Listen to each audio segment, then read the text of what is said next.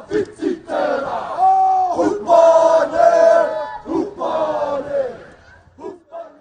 Māori have captivated audiences around the world with their haka. The dance is intense, passionate, and loud. It's a war dance, but it's an intimidation method towards your enemy. When our ancestors and our people went to battle, they would do a haka before they go, to get the blood going, to get the energy up there, ready to go to war. Fitu Rangihaeta is leading the Māori delegation at the World Indigenous Nations Games. He says the haka is not just about war. Haka is a form of our identity. We live it, we breathe it back home, we do it day in, day out.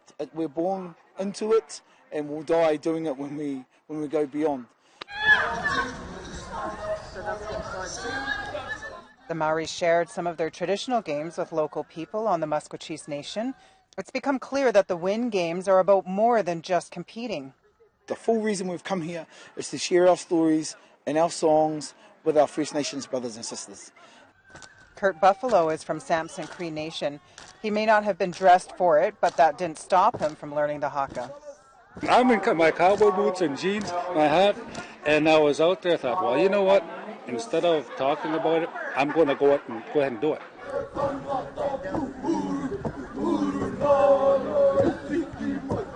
He wasn't the only one. Several men and young boys joined in. Buffalo says it can be intimidating, but there's more to it than that.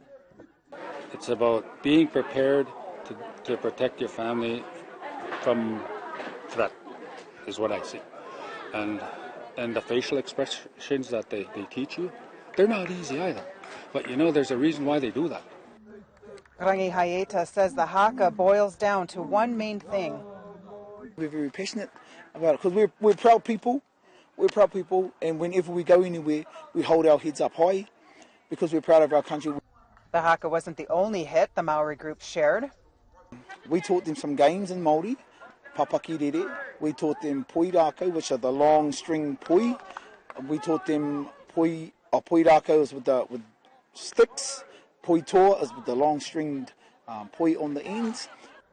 Jaden Johnson is from Musqueam. She took advantage of the opportunity to learn something new. It's a lot like many of our sports combined together. It's like kickball, soccer, hockey. Yeah. It was really fun. High intensity. Jacoby Buffalo, also from Musqueam, says the Wind Games gave him a chance to see the world right here at home.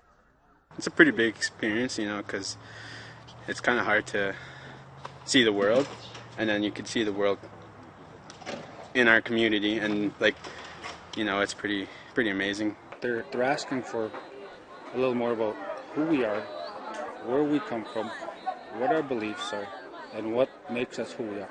And I think the interest is reciprocal. It goes both ways. So I'm excited about that.